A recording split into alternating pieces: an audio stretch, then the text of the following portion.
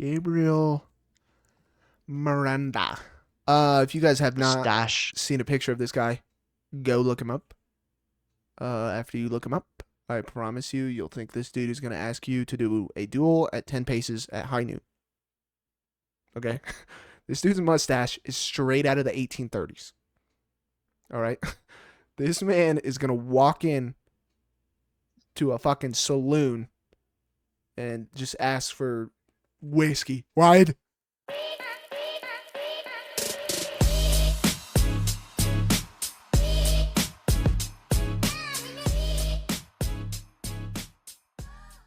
Ladies and gentlemen, welcome back to another episode here on Locked Door MMA. We're your hosts. I'm Brevin. This is my good buddy JP. And in today's episode, we will be breaking down UFC Fight Night, Renato Moicano versus Benoit Saint Denis. But before we do, we just want to give a quick thanks to all of you current subscribers to the channel. We appreciate you. We love you guys. We appreciate all you guys interacting with us every single week. Let's continue to build this channel as big as we possibly can. Right now, as it stands, we're at 82 subs. Let's try to hit 90 after this week. That would be awesome. We're on our way to 100. We just got to get little milestones first. We'll take 90 and then we'll build from there. But JP, how you feeling, man? I know we had a week off. We got football on. How you doing? I don't want to talk about football. If fights are back on, let's talk about fights. That's great. I'm changing the room. I'm getting rid of. Oh God, don't even let me start there. But yeah, great. Fights are back. Sucks without fights on Saturday. I get to like 4 p.m., 5 p.m., and I'm like, I don't know what to do with myself. I feel weird. Yeah, indeed. You kind of have to fill the time with something. It worked out nicely. Had some things I got to do. You guys know I just moved into the house. Got to get some things set up, but I'm definitely glad we got some fights back on Saturday. Don't forget though, these will be in the morning. You don't want to miss it. It is in Paris, France. So make sure you're up and at 'em. Get your coffee ready. Get those mimosas poured because it's going to be a fun one to kick off our Saturday morning. That's for sure. Pouring samosas up, baby. I'm doing it. Oh, yeah, me too. Let's jump into it without further ado. We've got Bolaji Oki versus Chris Duncan for the first fight of the night. How we feeling on that one? Balaji Oki. Where is he from actually? Because that name's wild. His nickname's the Zulu Warrior. Belgium. He's from Belgium. Looking at that flag, you would have asked me. No fucking idea. Okay. Terrible with No. that. Yeah, man. Balaji Oki, he's got power. Okay, a lot of power, more than Chris Duncan. He's on a 9-fight win streak right now, so that's impressive. Yeah, the competition he's beat isn't like crazy high, but he's 1-0 in the UFC. Duncan's 2-1. I think the lines are okay here. Balaji's gonna have about what is it, like an inch and a half for each, something like that. They're both the same height. Balaji's never been finished. Do I think Duncan's the guy to finish him? Absolutely not.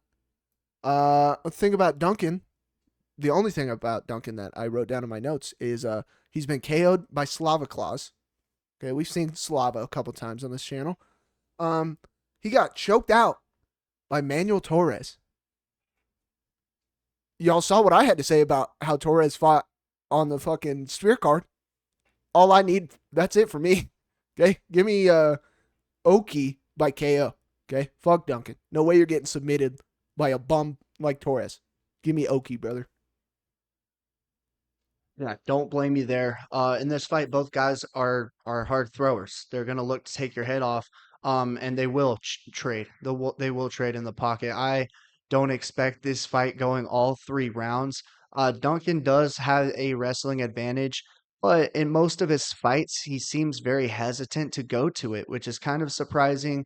I think if he finds success in this one, it will be through that wrestling approach, taking Oki down.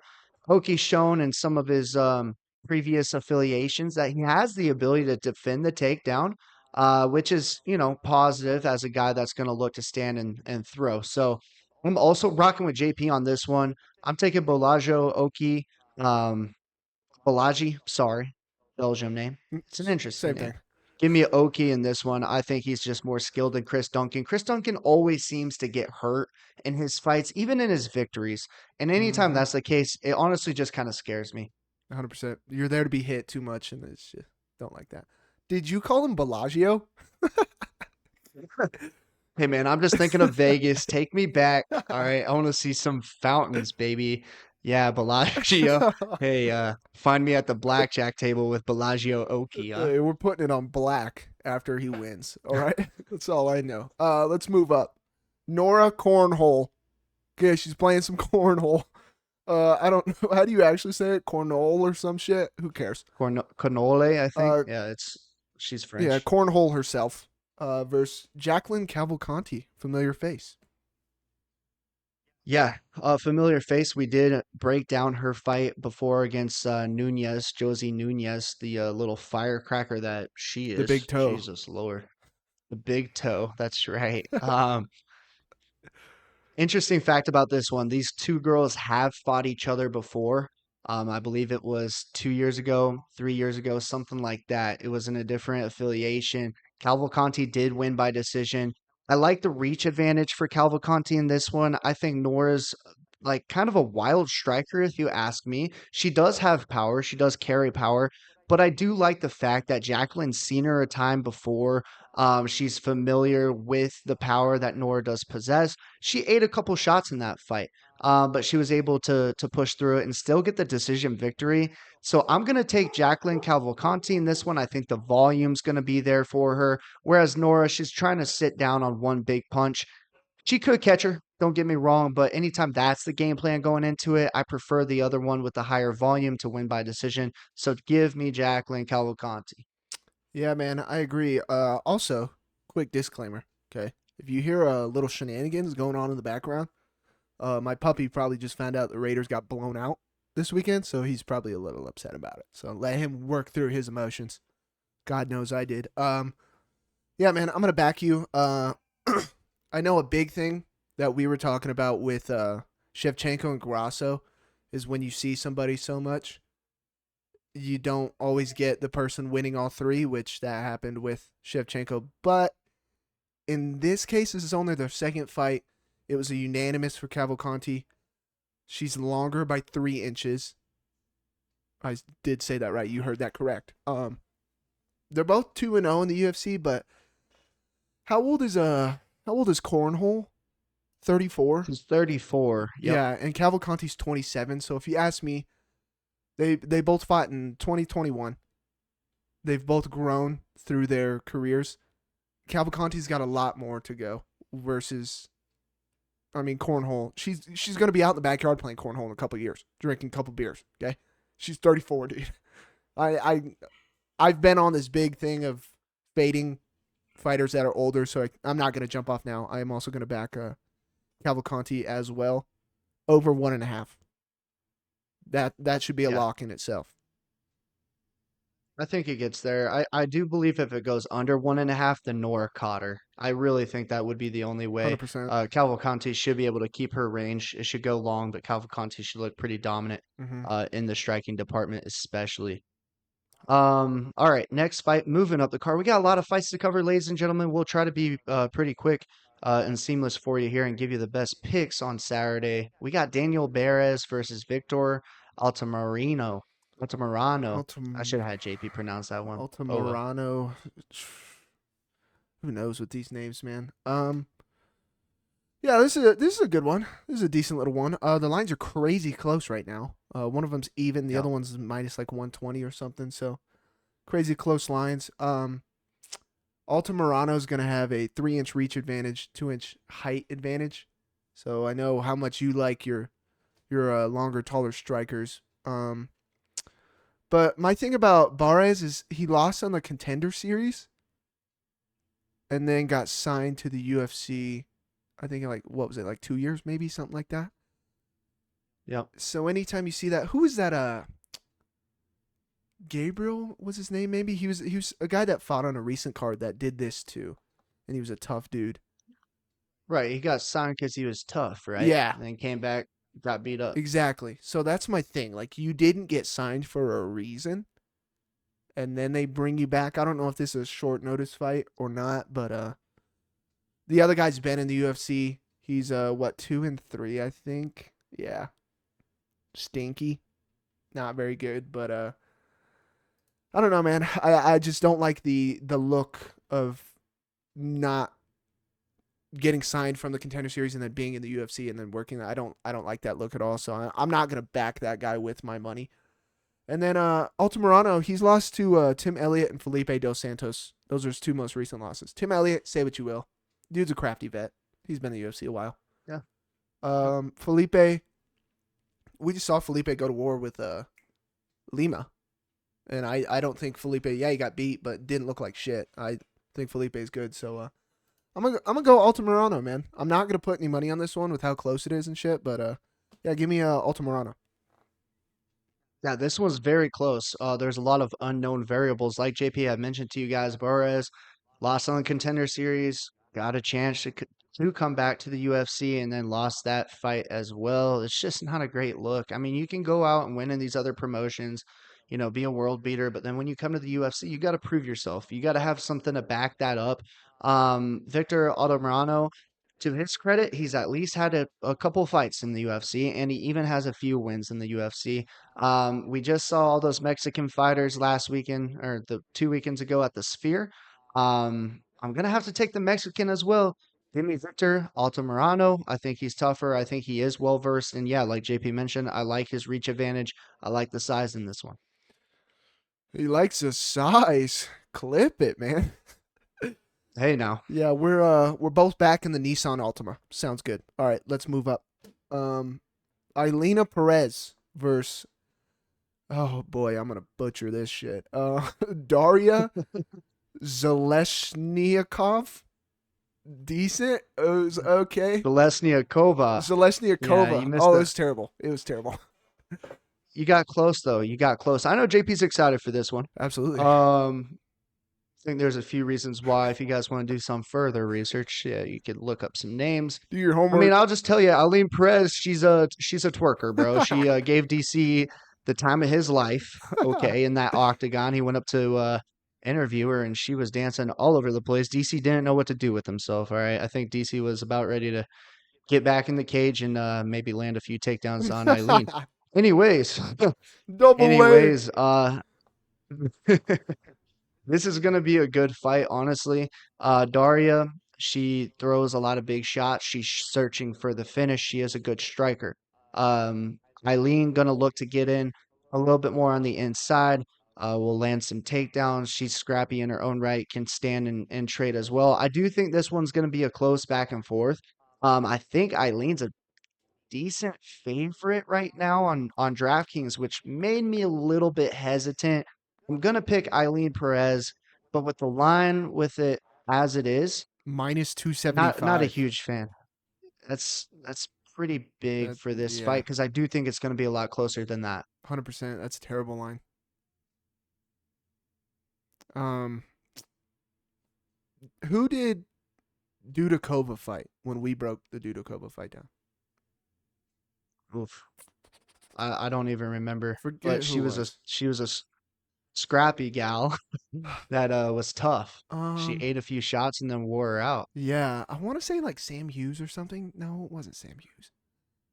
I don't know. Anyways, this gives me, and not just because they're both blonde and Russian or whatever. um, this gives me heavy Dudakova vibes.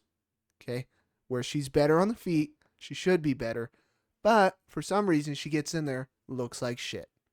Um, You were right. It was Sam Hughes. I just looked it up. oh, it was Sam Hughes. Yep, yep. Granted, Eileen's better than Sam Hughes, but like you were saying, this line is dog ass. So I'm not. If you're hammering Eileen's line, this is one of the fights you get in trouble. She's damn near a 3-1 favorite. Should not be that big. But I'm gonna agree. I think Eileen. I think she's got decent enough pressure to constantly be in her face and have Dudakova. Jesus Christ. To have a Daria constantly on the back foot backing up. It is so hard to fight that way. If you're fighting for 15 minutes, not even 20, 25. We're not talking about 4 or 5 rounders. Just 3 rounds. Fighting going backwards on your back foot the whole time. unless you're a sniper like Sean, which we all saw what happened. Incredibly hard to fight on the back foot. I think Perez can do enough in the clinch and with the pressure to get it on the scorecards, but I agree. I think it'll be close. But I'm gonna go Perez to win and probably do some more twerking, brother. All right. And I really don't mind that comparison to Dudakova because honestly, that fight came to mind when I was breaking this one down as well. Like she's gonna look to stand and strike, and like these high level strikers that come into the UFC, you have to have a gas tank and you have to be able to defend the takedown. And if a girl can weather the storm and then start taking you down and wear you out, the whole fight swings in an instant. That's what happened to Dudakova. That's what I expect to happen in this one as well. 100%, dude. You get into that like once you get to high level, you can hit people that with shots that you've been hitting other people with, and they fold. And when you're in the UFC, you hit them with 2, 3, and they're still coming at you, and you're like, "Holy shit, what do I got to throw?" But some people, yeah, they break mentally, and then, like you said, no gas tank, and then they get ragdolled for round and a half, 2 rounds. Yep. Next fight though, Taylor Lapilus versus Vince Morales. This is the first decently wide line of the night. Lapolis minus 350, I think currently. I believe this is short notice. No, something like that. No, I don't believe so. I don't think either one of these guys had an opponent before that. Hmm. Well, Anyways, it may have been shorter notice to add it to the card, but not due to an injury or a withdrawal or illness or something. an opponent. Yeah, exactly. Yep. Uh, yeah, maybe I read that about a different fight. I don't know, but yeah, this is gonna be a decent one. Lapolis 5-2 in the UFC. He's gonna have a 3-inch reach advantage, but he is an inch shorter, so that's kind of crazy. The other guy's 3-5 in the UFC. Don't like that whatsoever. I think Lapolis is just better everywhere. I mean Morales is 16-7. So if you're looking at that, it's almost like it's one of those fights where it's like fucking Tululin, where he's like 11-8 or something. It's like the record looks terrible. Obviously 16-7 sounds better, but yeah, I just think Lapolis is better everywhere, dude. He's a killer. Morales was also released in the UFC after losing in 2022, and then comes back. Same thing we were talking about earlier. Are you gonna put your money on that guy? I'm not. Man, I'll take if Lapolis gets worked. Okay, is what it is. You showed me something. But yeah, I think Lapolis is starching him. I think he's better on the feet. I think he's powerful. I like Lapolis a lot. Give me Lapolis by KO. Yeah. I like this one for Lapilus as well. I know he stepped in against Fareed Basharat, and I think we were watching that fight together as well. Mm-hmm. I knew Basharat was the heavy favorite, but I knew Lapilus would be in the fight. He has good power. He's very, very durable and he's tough. He has a good gas tank as well. I think this is one of those that they're setting this fight up in France. He's a French guy. Lapilus is going to get a layup against Vince Morales. So also taking Lapilus. 100%. Which is like cool. Yeah, give the French guy an easy fight. Not an easy fight because no fight's really easy, but give him a layup where he can get a massive highlight reel and it's And show his skills off a little bit. exactly. And he's at home. I mean, obviously not exactly at home, but they're in France, so like it'd be a cool thing. I'd like to see it. Next one, moving up, the biggest favorite on this card, Ludovic Klein versus Roosevelt Roberts. Huh. Yeah. You guys know that we know who Roosevelt Roberts is. If you watch The Ultimate Fighter with Conor McGregor and Michael Chandler, Roosevelt Roberts was on that season. I like the guy, bro. I really do, but he was also on the side of these vets that got cut from the UFC and had a second chance to come back into the UFC, and he had his second chance to come back in the UFC and hasn't really done anything with it. So I don't like it. Ludovic Klein, on the other hand, he's really skilled. He's a good fighter. I honestly think he works Roosevelt Roberts in this one. I don't think it's close whatsoever. The line deserves to be where it's at. Ludovic Klein's, yeah, he's gonna get this done. 100%, dude. He's a minus 800 favorite for a reason. The only Wow. thing you need to know about Roberts, like Brevin said, he was part of that group that got cut and has a chance to come back. Dude's mid. He's the literal definition of mid everywhere on the ground, on the feet. He's not dog ass, but he's not like exceptional anywhere. You know what I mean? So, Well, and This is one of those fights where Ludovic Klein was scheduled to fight another opponent, and his opponent withdrew. Yeah. So they call on Roosevelt Roberts. Hey, buddy, you want to fight Hey, another buddy. fight in the UFC? Yeah, sure. Yeah, sure. And then he gets his ass kicked. And that's normally his role within the organization. He'll step in on short notice and get beat, but then because he's doing the UFC a favor, he gets another chance to do the same thing. He's going to get beat. I mean, like, hey, in a real life perspective, hey, power to you, brother. Go get that bag. You're putting on a show. Yep. Hell yeah. Yep. He's got a little family. I think a young daughter, Which, like, fuck and the yeah. bills. Hope she's set straight after you do all this. Unfortunately, he's drawing killers. Okay, Klein's, like Brevin said, Klein's going to dominate him. I think he's going to sub him up. Give me Klein by sub. Very nice. All right. I'm having some internet issues here, so give me 1 second. Some technical difficulties. Next fight on this card, Umar Sy versus Da Woon Jung. Umar Sy is apparently the next big thing. Okay, never seen this guy fight, but everybody's talking him up hugely. He's undefeated. Dude's got an 83-inch reach. They're both 6'4". The guy he's fighting is 4-3-1 in the UFC. Don't like that. But obviously the record's not everything, right? Umar Sy, one thing about him, he has a shit ton of canceled fights. I think like out of 6 that I looked at, one of them was because he was injured. Every other one is because of the other guy. When that happens multiple times, there's no way this is illnesses and injuries every time, bro. People do not want to fight this man, and it is very evident. Okay? He's also a France fighter. I'm very excited for this. Same thing as Lapalus. I think this is a stepping stone. I think they're giving him to try and make a highlight reel.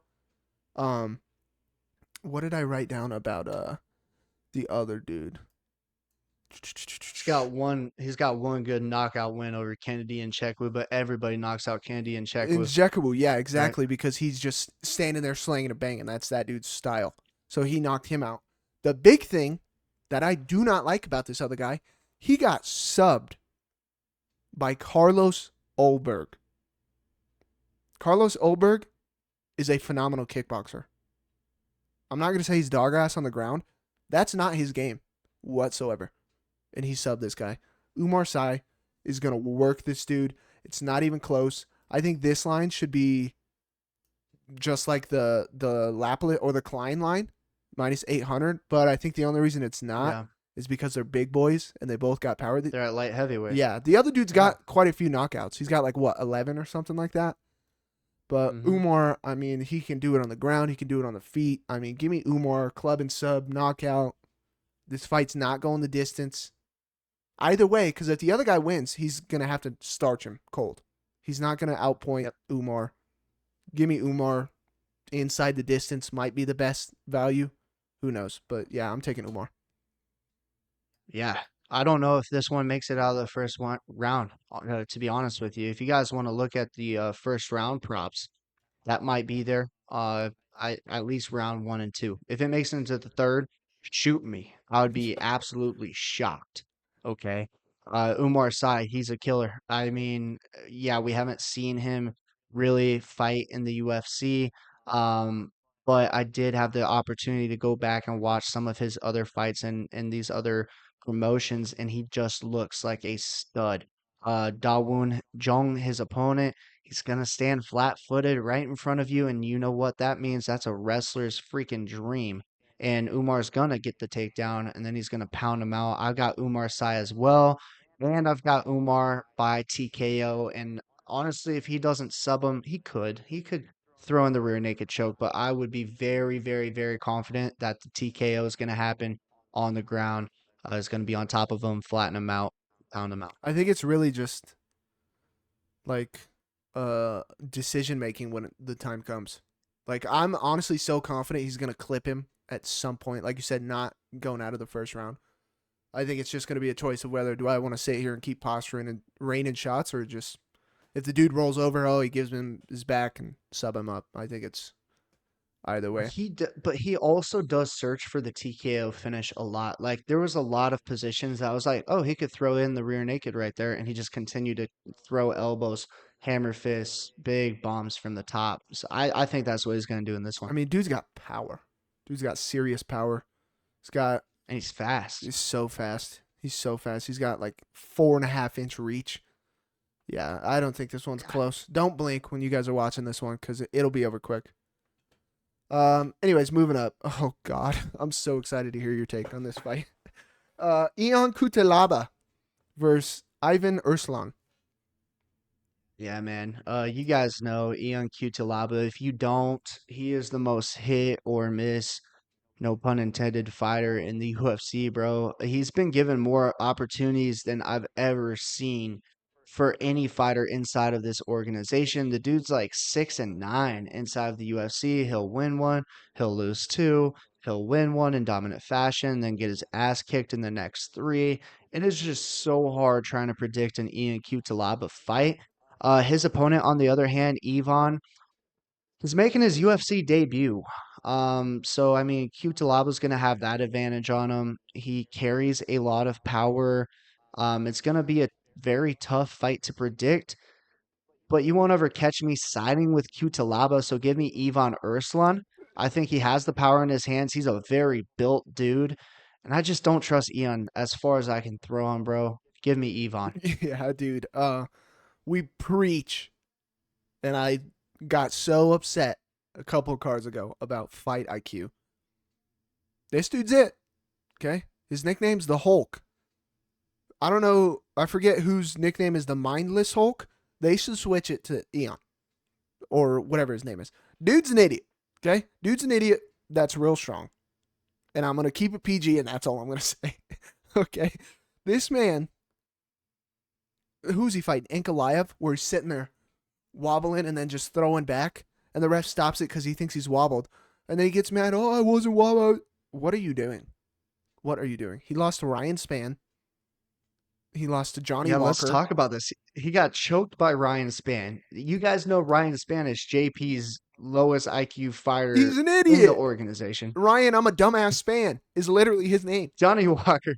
Johnny Walker gets knocked out from the door he hits his head on every time he walks out of his bedroom. Oh my god. He lost to him. And then Kennedy and Chekwu, who we just talked about, he knocked him out too. If you're going with Ion Kutalaba, can I have $10 too? Because apparently you're just fine with throwing away money. No shot. I'm siding with him. Urslan's the dog. We're both on Urslan. Give me dog money. This is literally a coin flip. I'm not joking. If you're going to bet on this fight, flip a coin. Tails, it's Urslan. Heads, it's Eon. There you go. Because that's basically what it is. Eon's not going to be smart. He's not going to keep at range. He's not going to rely on his experience. Try and drag the dude to deep waters. Nope. He's going to run at him with his head in the air and just, Only difference between him and the Hulk, he's an idiot. I mean, maybe they're both an idiot, but dude doesn't get stronger when he gets hit. He goes out cold. Okay. Yeah, and Urslan, dude, that guy is built, bro. He's got power he's a too. big mofo, and he's 6'3". Cutelaba's only 6'1". He does have a lot of power, and he's pretty calculated. And I know I talked about Ian Cutelaba having the UFC background, the more fights inside the UFC. But like JP said, the IQ's not there. So what does it matter? What does that experience matter if you actually aren't an experienced fighter? 100%. So strange. I'm going to chase a dog. I'll take dog money in this one Yeah. all day. We're dog chasing for sure. All day. All right, moving up. Ferris Zion versus Matt, the Steamroller. Steamroller Frivola. This one's weird for me. Okay. I've gone back and forth. It's weird for me. Okay. The first thing that jumped out. Zion, 4-inch reach, and he's 6'1" compared to 5'9". Much bigger. But think about the Steamroller. So he's a dog a little bit. Okay? You don't get the nickname Steamroller without being a dog. Okay? Boy starched Drew Dober. Big head Dober. Drew Dober might have the biggest head I've ever seen in my life. It's between him and one other guy. Okay. Jacob Lotus. Hey, shout out Lotus. Lotus, shout out. But Drew Dober might have you beat. I'm just saying. That man, we know how hard he is to knock out. Okay. But then he has these other performances where he looks like Dookie Cheeks. He gets steamrolled. This other Ziam guy,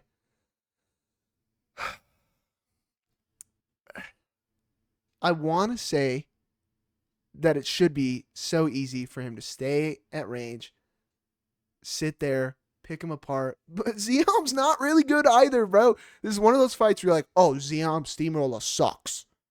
And then you throw your money on Ziam and Steamroller just beats him, does some wild shit.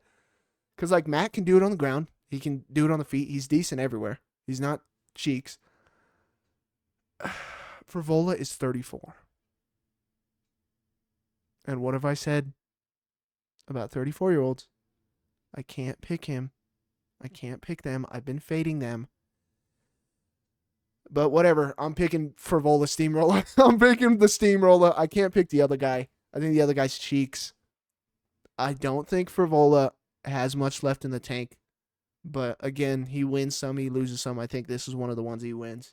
Give me the Steamroller, brother. Yeah, man, I was gonna cut you off and just say like 34, to be honest, is still not that old. I get if you want to shit on the 40-year-olds and say they don't have it. I mean, there's guys, plenty of guys in the UFC that are 34, still in their prime. I mean, Alex Pereira, still in his prime, still got the KO power. And I think this is no different. I mean, Zion, he's very long for the division. Mm-hmm. He doesn't have good wrestling at all. Is not a good grappler. Oh, I think he relies on keeping his opponents at range, which JP alluded to. He does a terrible job at. If you're 6'1" in this division, you need to be a sniper. Is Zion a sniper? Not in my opinion, no. No, I don't think he is whatsoever. Matt Frivola, he's a wild mofo, dude. He's going to come forward. He's going to throw bombs, okay? Like, he just throws bombs, and he throws caution at the wind. He got KO'd, kicked to the head by Saint Denis, but if that wouldn't have happened, I honestly think Frivola would have gave Saint Denis a run for his money. He was taking him down. He had good position. He landed some good strikes. I like Matt Frivola in this one. Give me the steamroller to play spoiler, Matt Frivola. My pick on Saturday. it's hard not to like Frivola. I like Frivola a lot. I'll actually correct you and say it's hard to like Zion. 100%. Like the thing you said about keeping it at range. The reason I say that is because, dude, you're fighting at a 155 weight pound. Oh my god, I'm getting so worked up I can't even fucking speak. You're 6'1". The average height in the 155 division is like what, 5'8", 5'9"?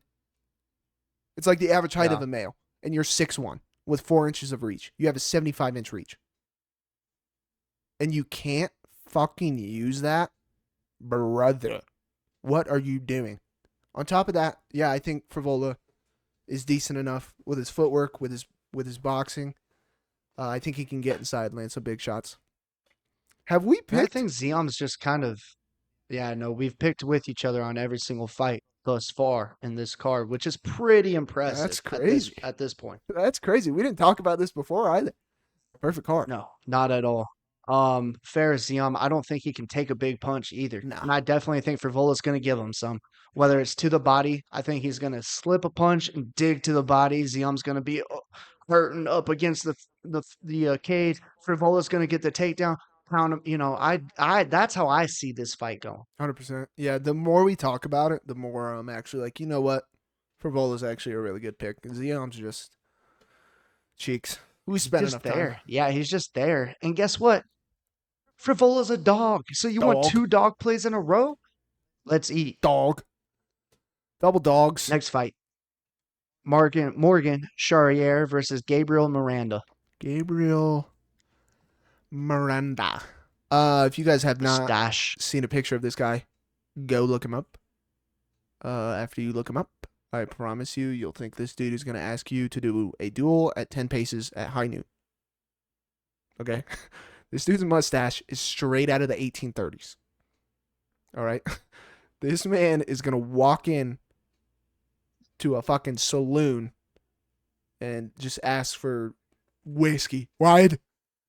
Uh, second hand, he's not only a weirdo with a fat mustache, he's also 34. Fuck him. I don't like him already. Don't even need to see how he fights. Okay? Not picking him. Not doing it. Not doing it. Charrier, he's just better everywhere. Better on the ground, better on the feet, I think. I like Charrier a lot. He's a massive favorite. Again, minus 650. See that a lot on this card. He is a smaller guy. So keep that in mind. He is a smaller guy. In the UFC, they're both 1-1, but I just like Charrier's opponents, and specifically his most recent fight. He took Chepe long. He did lose to Chepe, but it was a split decision, and I am very high on Chepe after seeing the Damon Jackson fight. We've watched Chepe's career from when he first came into the UFC. Chepe is a perfect example of how you progress, how you evolve in the UFC. He had a good fight with Chepe. Give me Charrier over the dueling mustache bastard. I'm taking Charrier. Yeah, this guy apparently is Brazilian. He doesn't look Brazilian. I think JP's right. This guy deserves a spot in an old Western film. Holy cow, pull out those pistols, baby. Yo, bro. Let's shoot him up at the ceiling after he lose at some poker or something. Golly. Yeah, this one, I'm not in love with either guy, to be honest. I do think Morgan's fought much better competition than Miranda. He's I guess a submission specialist. Not really though. That's just his only path to victory in all of his previous fights. I definitely think this one's another layup for the French guy. I think Morgan Charrier is the much better fighter. I've got one thing to say. R matey. Give me the last pirate, Morgan Charrier. um, Funny you say that about the sub because that is his only way to victory. For the love of God, okay. If we're Charrier, we're not gonna come out here. And if this guy is gonna pull guard and be on his fucking ass and his back the whole time, if you drop him and he's just gonna fall over, let's not waste the time on trying to get top mount and ground and pound some elbows, okay? Just stand it back up, especially if you're dropping him. I cannot stand when these strikers clearly know the only way this dude wants to beat me and knows he can is by submitting me. I'm going to go to the ground and spend more time down here when I'm beating his ass. You know what I mean? I can't fucking stand that when that shit happens. But anyways, let's move on from the fucking dueling boy. This one's going to be exciting. This is probably my most anticipated fight of the night, surprisingly. Kevin Jousset versus Brian Battle. Yeah, Kevin Jose, he's a judo black belt. He has a nice jab that he throws. He utilizes leg kicks pretty well to keep his distance against smaller opponents. Brian Battle, I think he comes into this one with a speed advantage over Jose. I think he's the tougher fighter of the two. So even if Brian Battle gets in some difficult positions or gets taken down, look for him to continue to push through those negative situations and find his opportunities. Kevin Jousset, on the other hand, I think once he's in a negative spot in the fight, it really kind of weighs on him. You can kind of see his confidence start flowing out of his body. It's a really weird thing to observe. Even though Kevin Jousset has a good record, has some nice things to his name, like that judo black belt. Candidly, I don't think his judo is that great. He's not a great wrestler. His striking is very limited and doesn't throw a lot of volume, in my opinion. I got Brian Battle in this one. I think this line's also another very close one, which Mm-hmm. is honestly surprising to me. So give me the butcher, Brian Battle. Yeah, Brian Battle came from a contender series. I liked Brian Battle since watching the recap of that contender series. He's gonna be not the taller guy. I think Jusei is like 1 inch taller, but Brian Battle's gonna have a 2 inch reach advantage. Jusei, he does have a good jab, like Brevin's saying. He's so ungodly slow, and the pace that he fights at, calculated, sure, way too slow, way too slow. I think Battle's faster on the feet, Might not be crisper, but I think he's better. Battle's a guy who does know how to use his range. Okay, he will stick you with kicks, with jabs, long wild shots at the end of his range. If Jusei gets in close, yeah, judo black belt, that's fine. This ain't judo. I think Battle's better on the ground as well, better with submissions. I think Battle's gonna dominate. I think he's gonna clip him. I think Jusei's gonna, like Brevin said, be in a negative situation. He's gonna be too slow, gonna look to get out. I think Battle's gonna be one step ahead on the ground. I think this is a club and sub, 1,000% club and sub situation. Give me Brian Battle by submission. I think he dominates him. I think that's a great breakdown. That's exactly how I saw this fight going. I mean, you said calculated for Juicet. I would say it's more hesitant. I think the word Yeah, is hesitant. It doesn't look like he knows when to throw. And that's the problem that I have with him, where the jab worked nice against a guy that was, 5'8" or whatever it was. Brian Battle's not 5'8", bro. He's 6'1". he's a big He's a boy, big guy as well. He has longer arms than Juice. I think it gives him problems on Saturday, that's for sure. 100%. I like Brian a lot, dude. Young up and comer. All right. Moving up the card, Joe Anderson Brito versus William Gomez. Hmm. Strange one here. A lot of speed in this one. Um, We Gomis. still picked together thus far, so let's see if we keep this thing going. Yeah, these next three are the three that we would pick different from each other. This one I also went back and forth. Same thing as the Frivola fight, but these two are much better fighters. Both of them are much better. Gomis, I mean, he's big as shit too. Yeah, he's 6 foot, fighting at 145. Is that correct? Pretty sure that's correct. Yeah, So that's big as hell. yeah. He's a big dude. Burrito's 5'8". Burrito's better on the ground. Gomis is better on the feet. Okay, now the feet thing, Burrito's got some power, but I think Burrito's easiest path to victory is a submission. I think he's good enough with the pressure.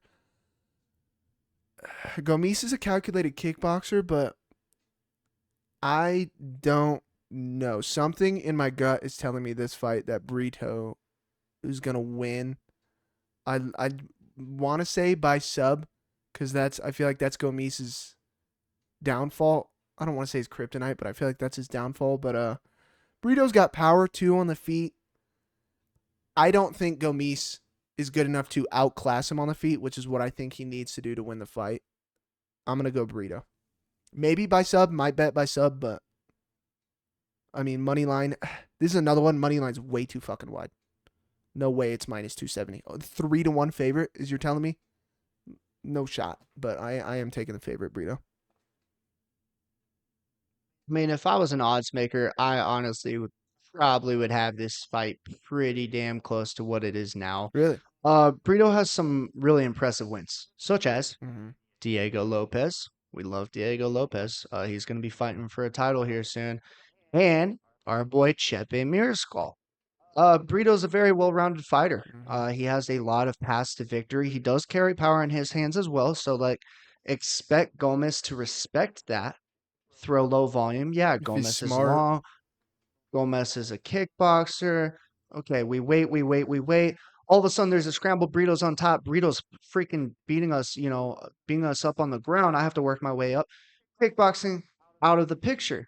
And, it's like Gomez to me just kind of seems like a one-trick pony. And I just don't think he's fought any impressive fighters thus far in the UFC. I think Brito definitely has the experience, the technical advantage. Like, he has more ways to victory.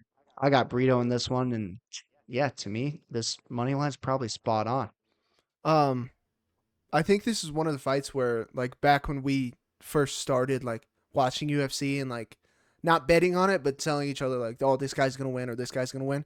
I think would have been a fight that me and you would have picked Gomis, saying, like, oh, he's going to knock the other dude out. He's going to be better on the feet. But I feel like now we understand, like, you have to outclass somebody cleanly on the feet, especially when it's a fight like this close. And I just don't think Gomis will do it. Like you said, Burrito's got power. Like if he clips you clean, no shot. especially with Gomis 6 foot and he's cutting down to 145. I'd like to see what that dude Yeah, walks around at because he's you got to be twig and bones, dude. If you're that low at 6 foot, that's crazy. that's pretty small. That is crazy to me. All right, moving up. Co-main event. Very excited for this one. Nasruddin Imavov versus Brendan Allen. Yeah, man, I'm a little disappointed that I got to go first on this breakdown. Very interested to hear your thoughts on it. However, this one I myself was very back and forth on. I will admit that. Probably for the last 3 days, I kept flipping my pick. I kept having second guesses. What I think this comes down to is a few things. Brendan Allen, he's a pretty darn good grappler. He definitely has the grappling upside and advantage in this one. We've seen him time and time again, even be down in fights and come back, find a submission. He has a submission over Paul Craig, which is really That's impressive. huge. Um, yeah, and he choked him out in the third round. He always seems to find a way. But his opponent, Imavov, he's a good striker. He's a really good striker. I think he has a striking upside in this one. You know, if and here's what I'll tell you guys. All right. I'm gonna pick Nasruddin Imavov in this fight to win. If this fight was 5 rounds, I would flip my pick and take Brendan Allen. Because it's three, I think the striking is going to do enough on the judges' scorecards to earn him the victory. I think Brendan Allen lacks a lot of the high volume striking that Imavov is going to put on Allen. And the takedown attempts and maybe a submission attempt or two, if it gets home, isn't going to be enough to get Imavov out of there. I also like Imavov's, like stature in this one. He's a big Mm-hmm. dude in and of his own, you know. So yeah, Nasruddin Imavov, 6'3". He'll be big when he comes into the octagon on Saturday. Brendan Allen's gonna have his hands full. Uh, yeah, this is crazy. I don't think this has ever been done before in locked door history. I was literally gonna say the exact same fucking thing about the 5 rounds. Really? Yeah, the same thing because my thought process with the 3 rounds, I feel like because Brendan's clearly, I don't want to say clearly better, but Brendan's better on the ground. He definitely has a Yes. grappling advantage. But like you were saying, Imavov throws harder strikes, more accurate strikes, and he's better at throwing combinations and volume strikes. Allen's not a shove over in the striking, but what Chris Curtis like popped his hammy or something in that fight. Chris Curtis is a good striker, Yeah. and he was touching Allen. I think Imavov has more power, and I think he's more mobile than Chris Curtis. So yeah, I agree. 3 rounds, I feel like at some point, especially if the first round Allen is kind of circling, trying to get a read, I feel like he's gonna feel, especially if he gives up the first round, he's gonna feel like he has to rush to get these Rush. takedowns, to get like submission attempts, like you were saying. If you do that, especially against a Mavov, you might get clipped and it might put you in a bad spot. Granted, he might throw a triangle up off his back or something. If it was a 5 rounder, yeah, Mavov's tired. We're all sweaty and Yeah. shit. So, I mean, that's harder to hold on to people, but Allen looks better in longer fights. But yeah, dude, if it was 5 rounds, I'd go Allen. I think it's very close. I am gonna go a Mavov as well, though. I think he can. I think it'll go all three. I think both of them are good enough. But yeah, I think he'll edge it Yeah. out. And I would have loved to see this fight at 5 rounds. I really would have. But because it's three, I do think it changes the game a little bit. And Imavov is no slouch on the ground either. He has some submission victories. He can defend the takedown. He can defend submissions. And that's where I think it's really going to come down to who lands more strikes, who's going to score more. I also agree. I think it probably goes to decisions. It goes all 3 rounds. Brendan Allen, he's a tough dude. All right. He can eat some shots. And Imavov is scary powerful at times. But he has moments where, he can kind of turn it on, turn it off as well, and coast a little bit, if you will, if he thinks he's ahead. So that's why I think it goes decision. I just think he does enough. I don't. Other fight nights, they're their co-main is normally like up and comers, like guys trying to get into the rankings or some shit. Bro, the co-main Yeah. and main for this card are two main events. Like Mavov I Allen. mean, this is a good all around card. Oh yeah, it's It's a really stacked. good card. France got a good one, but Mavov Allen could be a main event fight night by itself. So why 100%. I don't understand why they didn't just be like, yeah, co-main and main are both 5 rounds. Like I would have, Well, I thought that would be because I better. think the 3 rounds favors Imavov, and he's the French guy. Yeah, that's a good point. That's a good point. And Dana does not want to disappoint the French. God, Dana's always grumpy nowadays, dude. He always catches a lot of heat, bro. Yeah, he's just slurping John Jones up 24/7. Holy cow! Nothing wrong with that. The Chris Collinsworth effect, huh? All right, Look at a little my just kidding. homie. Oh man, I hear enough of that shit at home. All right. That's funny. Main event of the evening, ladies and gentlemen. We've got Show Me the Money, Renato Moicano versus Benoit Saint Denis. Betty Pimblich, easy money. Here's your money. You do it pretty good, bro. Betty Pimblich. They say, what about Charles Oliveira? Not so easy. um, I like Moicano a lot. As a guy, as a fighter on the mic, like everything about Moicano. I want Yeah. Moicano to win so him and Petty can fight. Let's get that out. Okay? I'd love to see Moicano win so him and Petty can fight. The only problem is he is fighting a guy who is a fucking problem, dude. Benoit was French Special Forces, first of all. Second of all, he's 27. Is that correct? Let me double check so I'm not just yapping up here. I mean, I yap anyways, but he's 28. Yapper, the god of war. The God of War is his nickname also. I mean, what the fuck are we Yikes. talking about, dude? 28. He had staff against Dustin Poirier. Go watch that fight. He was giving Dustin everything he could handle. Dustin did what he does, clipped him. That's fine. Before that, am I wrong to say he was putting it on Poirier? Is that wrong to say? No. Because We both had Dustin in that fight, and we had money on Dustin, decent Yeah. money on Dustin. As a biased fan of Dustin in that fight, I don't always love Dustin. Okay, I'm a McGregor guy at heart, but as a biased fan of Dustin, BSD was getting the best of Dustin Poirier until he got clipped. until he got clipped. And Dustin's great at inside boxing, throwing those hooks, check hooks. Now, we all saw Moicano. Oh, it's so hard to use this. Jalen Turner knocked Moicano out. And then he decided to turn around and walk away in the middle of a fucking fight. Moicano's over there, snoozing on his back. Okay, dude had a pillow behind him. He was out, sitting there. He looked like a baby that was just born trying to do sit-ups and ain't got no abdomen. Okay, boy could not get up. And Jalen Turner's turn around. Who knows where Jalen's going? Maybe back to the hospital after Dan Hooker beat his ass. Who knows? Jalen Turner's an idiot. Moicano gets up. Tough guy, still in there, subs him. Okay, Moicano's better on the ground than Benoit is. My only thing is Moicano gets hit too much. Benoit is there to hit him. Benoit's tough. Unless you have power like Dustin Poirier and you have accuracy, Benoit is a fucking issue because he's in your face, smacking you, throwing these wild hooks, brawling. I would love to see Moicano win this and go fight Paddy Pimblett. Something tells me that he's not going to be able to get through Benoit. Benoit's an issue. We're in France. If it's anywhere close and it goes to the scorecards, do not be surprised if it goes to the French fighter.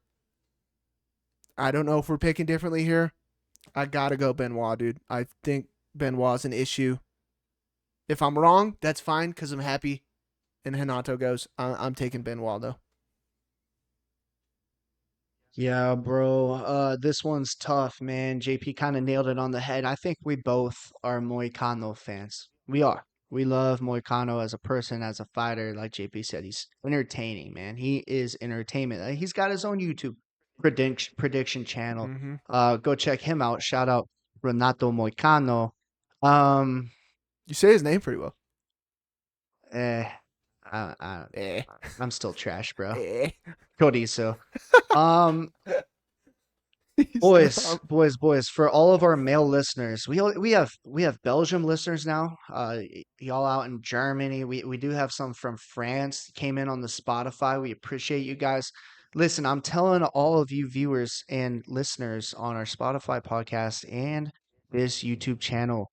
Moicano stands no chance against Benoit Saint Denis. I'm taking Benoit Saint Denis. Saint Denis has the power, and he's no slouch on the ground, bro. He's not Jalen Turner. They're not in the same class at all. He can hold his own. He's a very, very strong individual for this 155 division. I mean, he's built, bro. He's built. He's the god of war for a reason. I don't think Moicano possesses the striking power to put out Benoit Saint Denis. The only thing that gives me a little bit of hesitation is this is 5 rounds. Is if this goes into the fourth and fifth round, what does Saint Denis look like? Well, we never find out because he never goes that long because he's so damn powerful. Look for Saint Denis to put the lights out on our boy Renato Moicano, and that literally completes an entire card That's where crazy. JP and I pick the same exact fighters. We will have the same record no matter what. We didn't talk about it. We didn't plan this. We thought about doing a card where we discuss it, but we would tell you ahead of time. This is just out of the That's blue. I'm crazy. shocked. Yeah, that's I'm shocked. nuts, dude. Especially the last two, the co-main and main. Yeah, that main event, that's gonna be fireworks. I agree though. If it gets in the fourth and fifth, I think that's where if Moicano wins, he wins by fourth or fifth round sub. Hedge? Hey now. Yeah.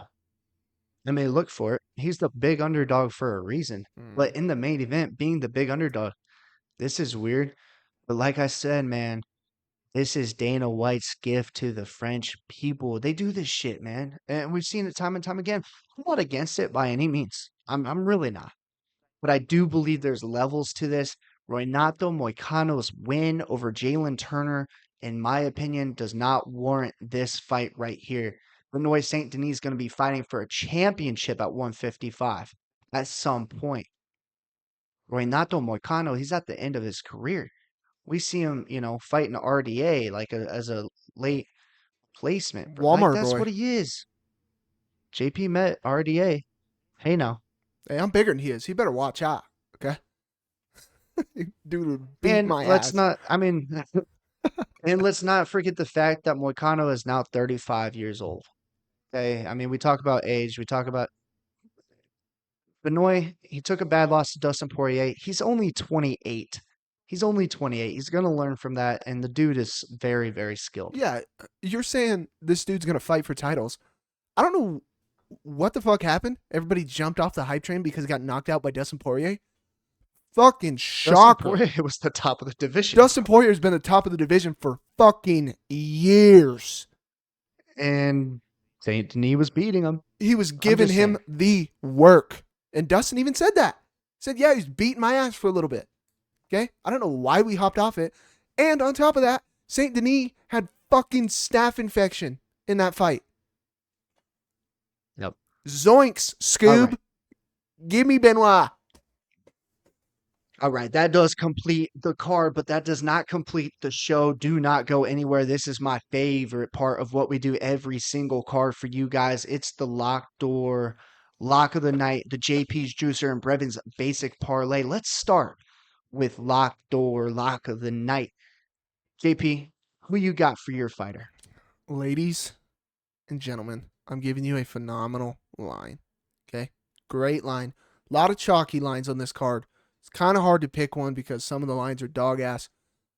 I'm going the Butcher, Brian Battle to beat the shit out of Kevin Juice. Great line. Right now, I think it's like minus 175, something like that. Yeah, minus 175. Phenomenal line. I think he's going to dominate him. I don't think it's close. Give me Brian Battle. I love it. And for my pick to finish out locked doors, lock of the night, give me the God of War, Oh, Benoit Saint Denis in the main event. Oh, he's going to get it done. He's going to get it done by KO, ladies and gentlemen. That is our lock of the night. Now, let's move over to Brevin's basic parlay. Since I'm a little bit more boring than JP is, let me Facts. let me give you guys fighters here real quick. First fight. I'm leaving the lock out of this again. When I did that, the lock hit and the basic hit. First fighter, Morgan Charrier. Good line, bad line. It's minus 600. That's okay though, because we've got two more fighters, also bad lines, but it's basic for a reason. Second fighter, Umar Sai. And for the third fighter, I've got the one and only Ludovic Klein. Not really because of him, but because of his opponent, he's going to get it done. Those are all heavy favorites, but all three of those guys do bring us down to a minus 175 currently. So we'll throw that up on the screen for you if the lines change. I'm sorry, so get them in now. Yeah, 100% get him in now because that's the best value you're going to get on all three of those fighters. You won't get any other good value all night, I'm telling you. Minus 175 ain't bad, bro. No, that's great value, especially for all of them who are 5-1 favorites at Big. least. Yep. And it's only going to go up. That's why he's saying get it in now. You bet this Saturday morning, or no, because It'll the fight's be- going on Saturday morning. You bet it Friday night, you'll be at like minus 300 or something like that. Get him in now. 100%. Get him in now. What a basic. And I like what you said about not putting the lock in. Shocker. People aren't going to believe us. I was thinking the same way. People aren't going to believe us, but I swear to God, we do not talk What about did I tell this. y'all? We have a week off. And JP and I get freaking locked in, bro. We do I not told you guys. talk about this beforehand. I'm shocked that we picked every single fight together. That is crazy. I wasn't planning on betting a lot on this card, but now I might have Yeah. to dip into the bag, bro. Yeah, I might have to dip in. I might have to use all the profit. No, I won't do that. I won't do that. We're up too high. The juicer. The juicer returns. Okay, ladies and gentlemen, I am also leaving the lock out. The lock is what the lock is. I think we might start doing that a little bit more.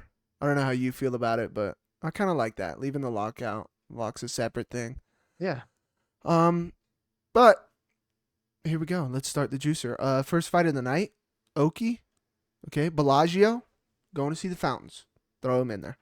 Oki's winning. Next fight. Lapalus over Morales, I think is the other guy. Who cares?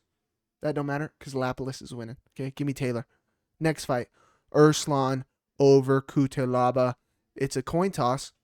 Plot twist. It's double-sided tails. So we're winning either way. Okay? Give me Urslan. Great line, dog line there. Next one, give me Sai. Okay, Umar Sai. I understand he's a heavy favorite, but he's going to dismantle that dude. Throw him in the fucking juicer, man. Next one, Charrier. Yes, I know. These are the same two fighters as Brevin. We didn't talk about it beforehand. Suck my ass. When it hits, you won't be crying, okay? That's all I'm saying. Last one, throw Brito in there, okay? That will be decently close fight. Might be a little worried, but I think Brito's going to beat Gomis. I think he's better. It's a 6-leg juicer. I think it's somewhere around plus 600 right now. Might change because of the sideline. Will probably go down, but hey, that's juiced up. Okay, get some mimosas, get some orange juice flowing, throw the juicer on, and we're hitting it. We might go to the Bellagio after we hit all these. Who fucking knows? Who knows? Brother, could we see a double perfect card from both you Crazy. and I? Crazy. I think it feels right. Okay, hit It feels good. 90 subs. Perfect card. In the new house, too. Oh, brother. Ooh. It's all lining up. We're rolling. The stars are aligning. 100%. I love it. I love it. Fighting's back. God, those weekends without fights, man.